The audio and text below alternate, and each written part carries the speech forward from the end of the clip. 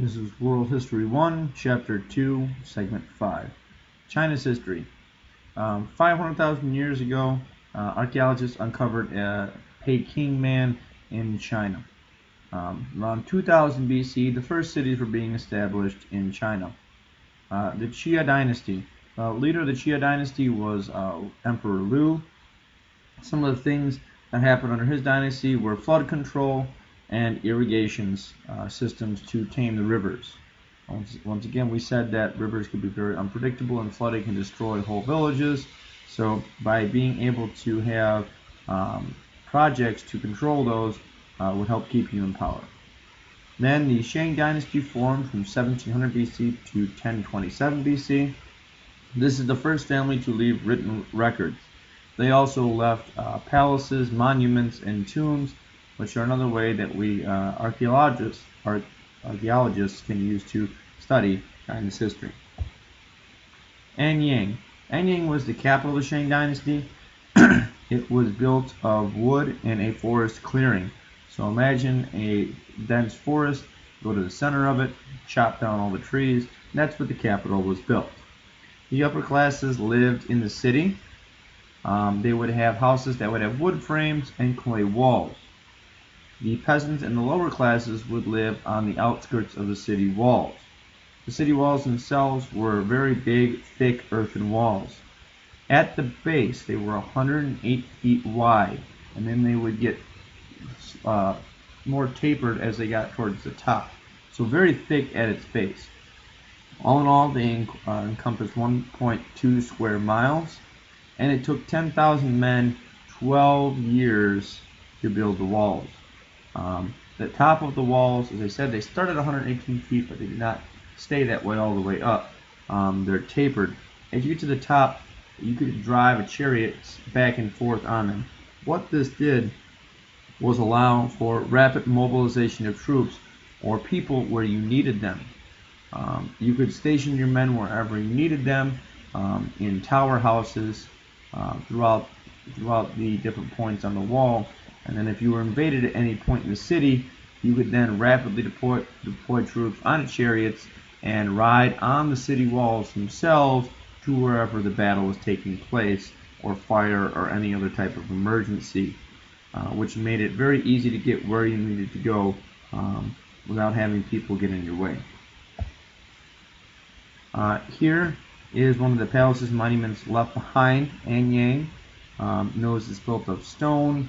You can notice the ornate designs that they have here, and then you see here in the center. Culture. Anyone who is an outsider was seen as a barbarian. We'll talk about this term barbarian several times throughout class, but barbarian back then didn't have the same negative connotation that it had today.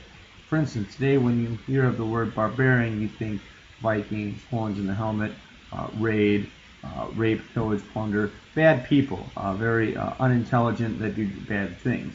Back then that's not what it meant. It just simply meant someone who was foreign or different. Not that they were bad or inferior, they just weren't you. The Middle Kingdom is going to be the important kingdom for China at this time. And in the Middle Kingdom, the family was the most important aspect of culture. Children and younger people were supposed to give respect to their parents. Women, however, were seen as inferior. Oftentimes, they'd be married at somewhere between the age of 13 and 16. These would often be arranged marriages by the father, oldest male of the household. Men were known as patriarchs. What that meant is that they were in charge of the household. In other cultures that we'll talk about later, they are different. They are matriarchal, which means that women had the power, and everything was arranged along the line of mother first, then daughter, and so on and so forth. But not here in China at this time. Social classes. At the top, you have the nobles. You have warrior nobles, so on horseback, in armor. They have warriors and knights underneath them. And then the nobles are led by a king. And then underneath them are peasants. So a little bit different than the other social classes, which have a middle class, and several layers. This one is basically two: nobles and then everyone else. Religious beliefs. They believed in family ancestors or family worship. So when your parents, grandparents, and somebody in your family dies, their spirit lives on and they are worshipped, respected as gods. They also believed in other gods as well. Shangdi was the supreme god, and there were also lesser gods. Another key aspect here were oracle bones. An oracle is someone who sees things and interprets their meaning. So, for instance, you would see signs. So you saw a bird with the snake traveling with the snake in its talons, and an oracle would look at that and say, "This means that we, the city of Anyang, whose patron animal is a bird, is going to win the next battle over because the other tribe that's trying to invade, their patron animal is a snake. Therefore, by seeing this bird carrying the snake, it means that Anyang is going to win the next battle." That's what they do. They see signs and interpret their meaning. Oracle bones were bones or tortoise shells. They would have writings and inscriptions written on them, and then they would be tossed into the fire.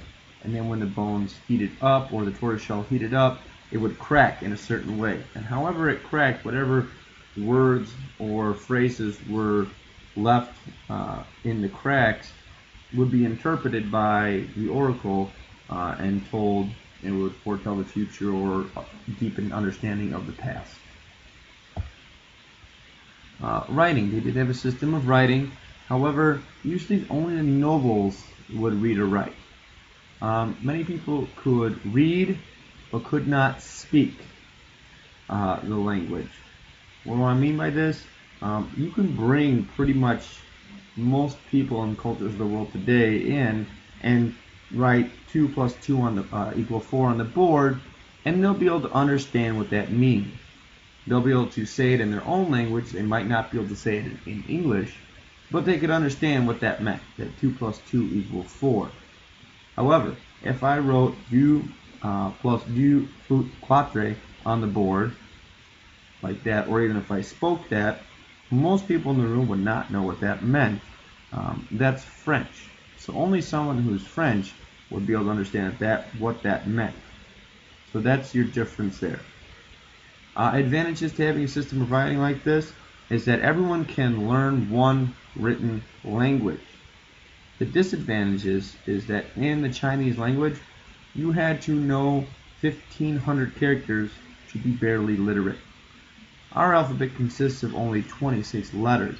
You can pair those into lots of different words and phrases. But imagine if you had to memorize 1,500 letters.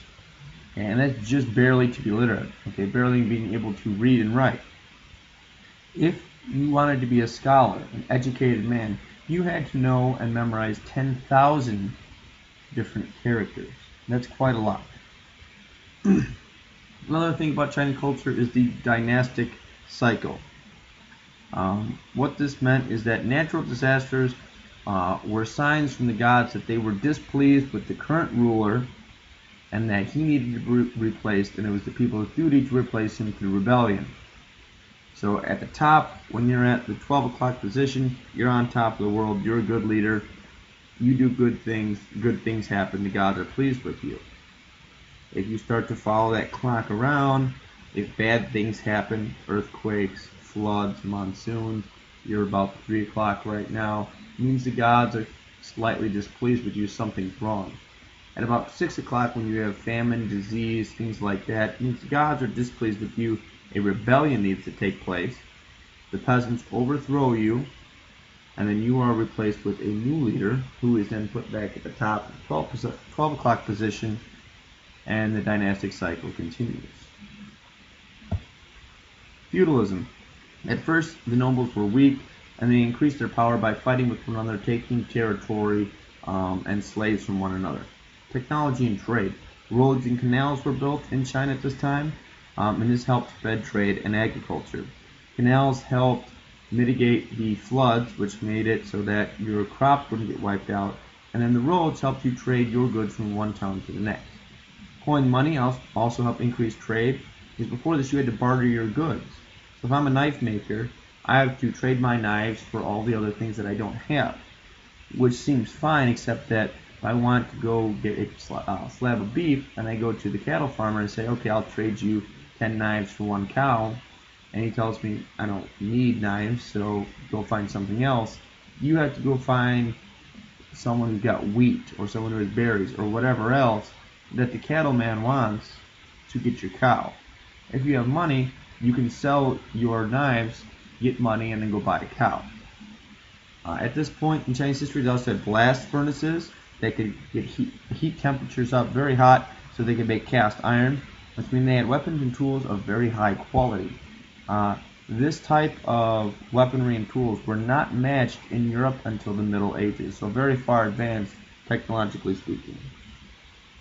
Zhao and the dynastic cycle. In 1027 BC, the Zhao overthrow the Shang dynasty, but they have a very similar culture to the Shang, so there's not much of a change. The mandate of heaven, that's a link between heaven and king. A just ruler would have divine approval from the gods and things would go well. However, rulers could lose the right to rule. If bad things happened, they did bad things, gods would become displeased, and you have the dynastic cycle continuing in its circular motion. Warring states. This is the Zhao dynasty from 1027 to 256. In 771 BC, invaders come in and conquer China, and the royal family flees.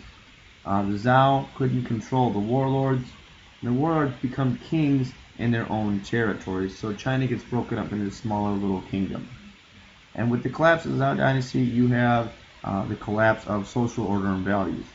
The love of order, harmony, and respect for authority were replaced with chaos, arrogance, and defiance. And that ends your lecture for Chapter 2.